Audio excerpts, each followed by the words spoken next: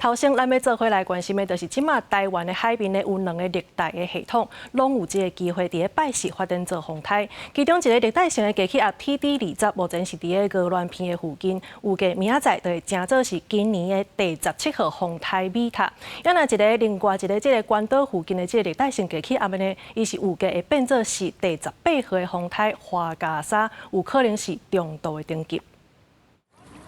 日头赤炎炎，天气热热热，不过未来恐惊要变天啊！气象署指出，目前第20号热带性低气压位置伫个鹅銮鼻东南边向西北方向行，上近拜四加做轻度风台米塔。另外，伫个关岛附近第21号热带性低气压，气象署也预告伫个拜四加做风台花加沙，而且强度增强，预告有中大的等级。TD20号这一个，大概就是它进入到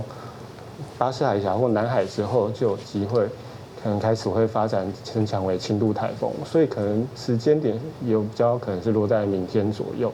那另外就是在比较远关岛附近这一个热带性低气压，其实预计也可能是偏向在明天左右。气象署提醒，第20号热带性低气压伫18、19两天上挖近台湾；第21号热带性低气压是22、23上接近台湾。到时东半部、南部地区拢会有短时间的大雨，西半部伫过昼了后也有局部的雷公雨。东南部恒春半岛可能在明后2天要留意，可能比较容易有大雨或是局部豪雨。那另外就是在下一个的一个热带系统的影响之下，目前预估可能在下周一是开始接近。其实整体上就是在迎风面东半部地区，